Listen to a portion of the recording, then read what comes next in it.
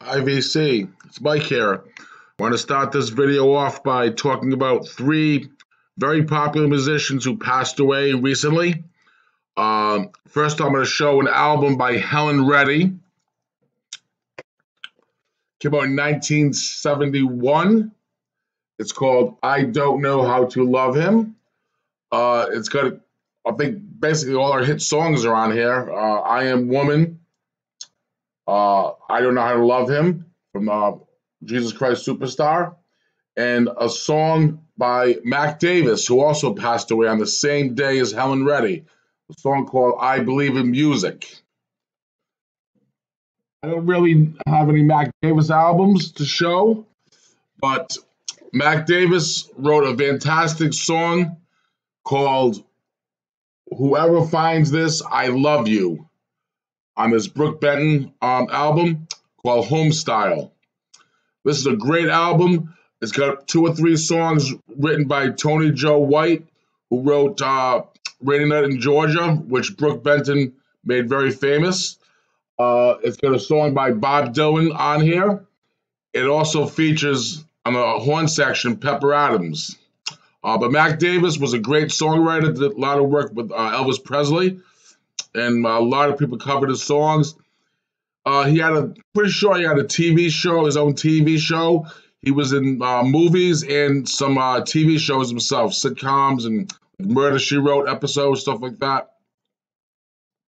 Eddie Van Halen passed away also. I never owned any Van Halen albums. My friends growing up, a few of them had the first Van Halen album, which I really enjoyed. They're the type of band who I liked, but never thought it necessary to buy into their albums. The interesting thing about Eddie Van Halen to me is he loved Alan Holdsworth, the guitar player, and Eddie Van Halen actually talked Mo Austin, the president of Warner Brothers Records, to have Holdsworth at least have some kind of release on that label. It ended up not being a full album, just an EP called Road Games. To be honest with you, when it first came out, I bought it only because Jack Bruce was a singer on some song, maybe 1-2 songs. I didn't, at the time, didn't even know who Alan Holdsworth was. Throughout the years, I've been a huge fan of Alan Holdsworth. His guitar playing is incredible. Robin Ford, the guitar player, calls him the John Coltrane of the guitar, which, sometimes listening to him, I kind of know what he means by that. He's really good. Another thing I want to show is, to me, a band that sort of set the template for the Van Halen type sound, Montrose. Ronnie Montrose on guitar, Bill Church bass, Danny Cremasi on drums, and all excellent musicians. And the lead singer on this is Sammy Hagar, which has a later Van Halen connection too.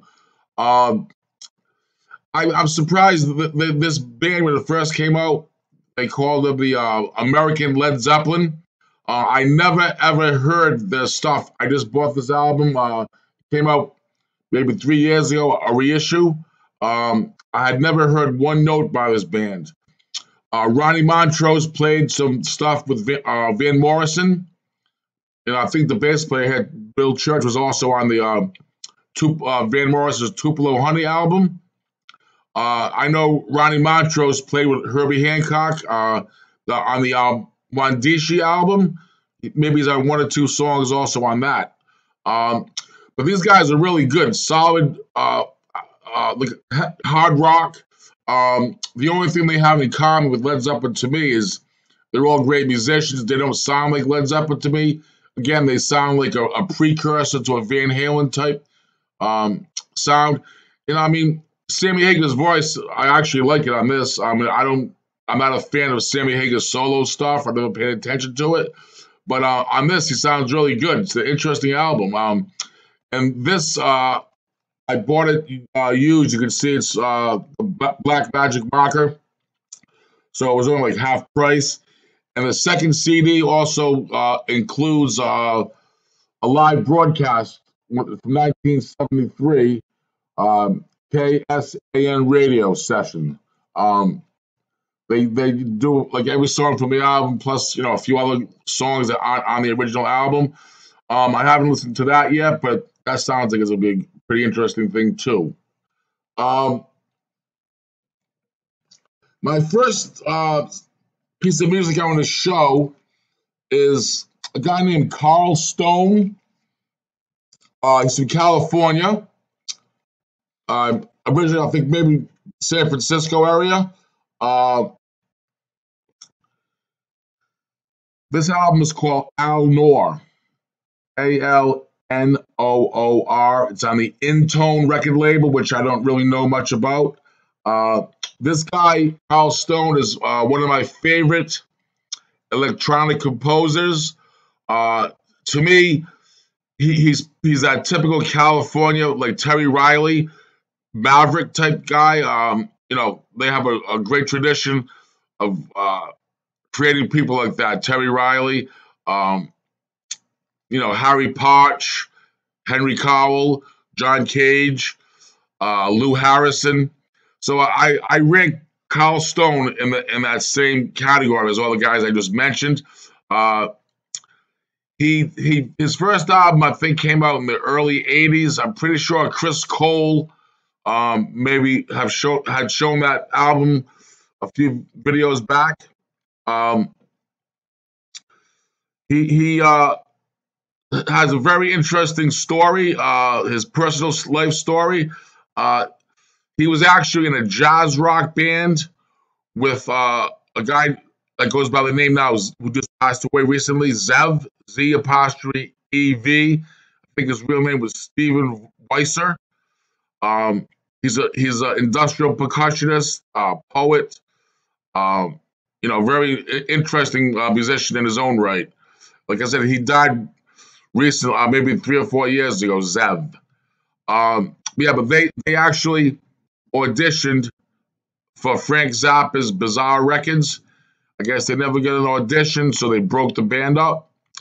Carl Stone went on to go to school at California Institute of the Arts, Cal Arts they call it. His work-study job is something that I think we'd all love to have done at some time in our life. They have a vast vinyl records library there, the music department. World music, any type of music, very rare stuff, I guess. And they were concerned that the students there would not take proper care of the albums. So Carl's job was to transfer all the vinyl onto cassette. So, of course, he exposed himself to, classical music, modern classical music, stuff on the Acora label, of course, folkways and stuff, even more out there than, I can imagine. Cal Arts library must have been fantastic. So he gained a lot of experience and learned about different music through that experience. He studied with Morton Subotnick and James Tenney, who are two. Morton Subotnick is probably more well known than James Tenney, but they're both unbelievable composers themselves. So he had two really good teachers there. He was one of the first people to work with computers, probably 1985, 86. Must have been some kind of primitive computers that he produced music with. So he's one of the first guys to jump on that bandwagon. And I'm sure, living in California, Silicon Valley, he had access to, other equipment that other people around the country or other parts of the world didn't have access to yet. So he was one of the forerunners of electronic music. His really interesting thing about him is every composition he writes is titled after a restaurant that he likes. So it could be a French restaurant, a barbecue joint, Middle Eastern restaurants, Japanese restaurants, Italian restaurants. Well, I think that's pretty cool. Every song is titled it has a title of a restaurant that has gone to maybe more than once or maybe just once. Uh, so it doesn't really matter what the theme of the music is. The title is always that of a restaurant. Uh, his music kind of reminds you of like Aphex Twin, Boards of Canada again. Also that type of he was a forerunner of those type of guys. Um, but he started off just having primitive kind of equipment. Now he composed exclusively on his laptop. In here it mentions software called Cycling 74 and Max MAX. So those are the two software programs that he uses to compose his music with. Um, there's 4 songs on here. One was recorded at the Apple Store in Tokyo. One was recorded at the San Francisco Electronic Music Festival in the year 2000. The other 2 songs were recorded in Tokyo and Los Angeles, California, at a place called Tower 39. Stone's classic methods. He takes a small, very minute sample, and he makes a whole composition out of that one sample. Especially now with the computer program, it's a lot easier than it was for him before. But it's a microscopic bit. It could be a vocal, ethnic vocals, a female vocalist, male vocalist, a little part of that vocal, the vocal sample, or it could be a sample of like a harpsichords or a trumpet. And he just mixes all those songs, and everything morphs into a beautiful, usually very, it can be either peaceful. Lately, he's adding more like a drum and bass, like rhythms that are also sampled, and stretched out and changed, and those morph too. But his earlier stuff had more of a peaceful type feel to it for the most part. Now he's more to have more rhythmic stuff added to it. But I mean, this is a pretty typical album of his as far as the sound goes. But he could next time around he might do something completely different than this. He's probably released 3 or 4 albums. This came out in 2007. Yeah, 2007. He's probably released maybe 3 or 4 other things after this. Right now, there's a label called Unseen World. They released some nice compilations of his 70s, 80s, and 90s work on vinyl and CD. So check out that label if you're interested in Carl Stone. It's Unseen World. I think they're based out of New York City. This CD right here. I said there's 4 tracks. All of them are really excellent tracks. 3 of them are around the 10-minute mark. The longest track is a 24-minute piece. That piece is really driving me crazy. It's a sample to me that sounds like the Byrds playing 8 Miles High, like a live version of that song. It sounds like it's a sample of what I just said, but I can't be sure. But it's incredible how everything just changes. Everything goes out of phase. It's the longest song in the last 24 minutes. My favorite song is a song called Later. And the thing I like about that is it has 2 vocal samples that he's changing. Each vocal sample is changing like this, and they gradually start to come together like this. So see how my fingers are crossed? That's what it sounds like cross patterns. Those 2 sampled, continually morphing sounds, and they just crisscross each other, It's one of my favorite examples of the stuff he can do. Um, he's known mostly. He lived in Japan for a while, so of course the Japanese people love him. He's on maybe 3 or 4 different labels. I actually noticed years ago on the New Albion label, I bought a Steve Lacy album called Packets, and on the credits, I noticed that Carl Stone was the engineer on that album. So he's really into sound. He's a sound scientist, sound sculptor. Uh, one of his famous quotes that he loves that gives you an example of how he looks at music is by the French poet Rene Char. And the quote is, "Every act is virgin, even ones that are repeated." So basically, because he loves repetition, but if you listen deeply, each repetition is slightly different. If a casual listen, you would say, "Oh, it's the same thing over and over again." But that's the beauty of Carl Stone's music. If you listen deeply, you hear tremendous incremental changes in the background. Everything's swirling into a wonderful, wonderful blend. Uh, you can listen, especially because it's very rhythmic. So you can just enjoy the rhythmic beats, especially on newest stuff. But you'd be losing 90% of the music that's in the background. So he's like a microscopic.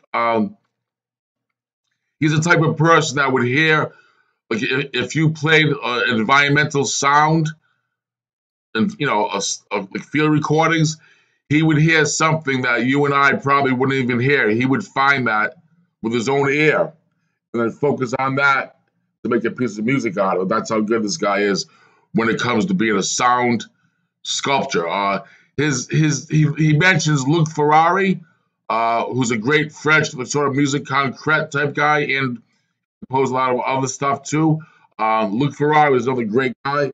I see a little bit of similarities in some of Carl Stone's work with Luc Ferrari, but of course, Carl Stone was a big fan of John Cage, people like that.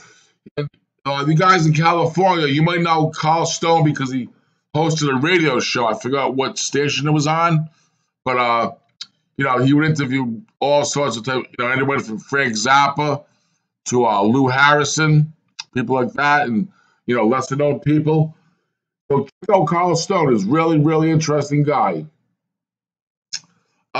This next album of the show, I know Carm and Gary at Cosmic Pickle are both big fans of Bob James. Bob James is the guy who is most well known for writing the theme song for the TV show Taxi, and he's really well known in the hip hop community. He's one of the most sampled musicians out there. He's probably a millionaire just from all the royalties he gets from all the hip hop artists who, throughout the years, way back, have used his music as samples. But this album right here is a little bit different. It was recorded in 1964, 65, I mean, 1965. Bob James has he's a type of person. He had a fragmented existence. He wanted to survive in the more of a pop world, popular world, not pop. He was actually a piano player with Sarah Vaughan, which I never knew that until I got this CD and read the liner notes. There's pictures of it too. He was the arranger, band leader for Sarah Vaughan, but he also was very into experimental music. He has one album on the ESP label called Explosions. I love the ESP label. Throughout the years, I saw that album and I saw the name Bob James. So knowing his other stuff, his other album, which I love, beautiful Fender Rhodes, uh, funky, great stuff. But I just assumed that it was another Bob James. I never knew um, his previous career or his fragmented career that he still has to this day. Um, so it's very interesting on different levels to hear this stuff. The drummer on here on half the tracks is Robert Pozar, who albums were shown by Alex at Motor 24/7, and Chris Cole, I believe, also showed some solo albums by Robert Pozar. So when you have a piano trio um, that really wants to go out there to a more avant-garde styles, and they do.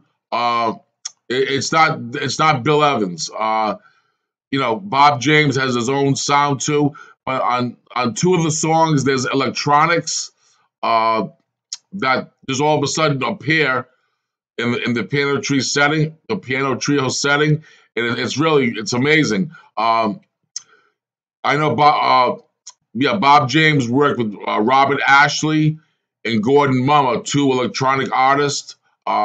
Everything hinged on the Ann Arbor scene. It was called the Once Festival.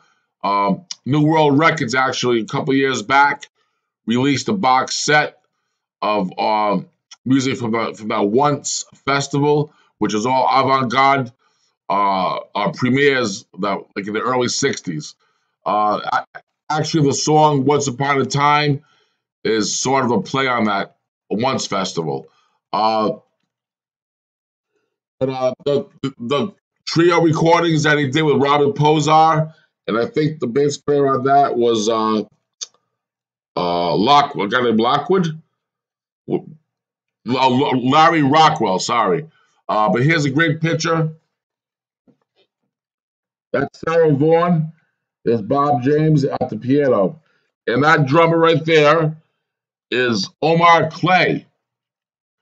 Omar Clay, I only knew him from his work with Max Roach's drum ensemble and Boom. So he's a great. I didn't realize, his history. I just know it from the and Boom stuff, but he's a great drummer. So he's on the half of the tracks feature him as a drummer, and the other bass player who plays with Bob James and Omar Clay is Bill Wood, who is better known by Vishnu Wood later in his career. But the other bass player, like I said, Larry Rockwell, fantastic bass player himself. Another interesting connection is Bob James also recorded a song with Eric Dolphy. I have it on this box, this 3 CD set. It's on the same label as Bob James, on the Residence, the reissue label called Residence. This Bob James just came out maybe 3 weeks ago. Picked this up brand new. But there's a song on this CD written by Bob James. It's called A Personal Statement. I think it might have been released, a different version of this song was released on Eric Dolphy's sort of Blue Note compilation thing called Other Aspects that came out maybe in the '80s. And I think it might be under the name Jim Crow instead of a personal statement. But it's also got Robert Pozar on drums. And the great thing about that tune, it features Eric's alto, bass clarinet, and flute. It's a 15-minute piece, and it's got some vocals, lyrics, and vocalese. It's a fantastic song. I kind of wish Eric Dolphy would have had time to do more of that stuff. But that's a nice addition to Bob James. Bob James and this go together nice. Like I said, most people categorize Bob James as that smooth jazz type stuff. Not really. He's very talented keyboard player and composer. Um, he was in the band. I'm pretty sure Carm and Gary also love the band he had called Foreplay with Harvey Mason and Lee Ritenour in that band. That's not they have some good stuff too. But Bob James, maybe first 6 or 7 albums are all classics. Even his latest stuff, I have a thing released a few years ago called Grand Piano Canyon, which was really good too. Um, he might even have some. I think he might have done a Johann Sebastian Bach or some kind of Baroque album too a few years back. Yeah, but check him out, Bob James. Um, this is a really interesting, piano trio stuff. Here's a great picture too of Bob James. One of the songs on here is by an unknown composer. It's called uh, "Long Forgotten Blues," and on that song right there, Bob James to me sounds like Duke Ellington. Duke Ellington put out a trio album called Piano in the Foreground with the drummer Sam Woodyard. There was 2 bass players, either Aaron Bell or Jimmy Wood. But yeah, this one song on this album, Bob James, he doesn't mimic Duke Ellington, but the composition and the playing style remind me of Duke Ellington's style. So he's a really interesting character. I think a lot of people, that don't know him should get into his whole catalog. Even this is really nice for anybody who likes piano trios. Uh, Pozar doesn't, he plays a little bit straight, then a little bit experimental in there too. But Omar Clay is an incredible drummer. He's I don't want to say he sounds like Jack DeJohnette, but in a way he does. Uh, that's who I would say, if you had to make a comparison, um, to figure out what Omar Clay sounds like, I would say a Jack DeJohnette style. Okay, guys, have a great night. Take it easy. We'll see you again.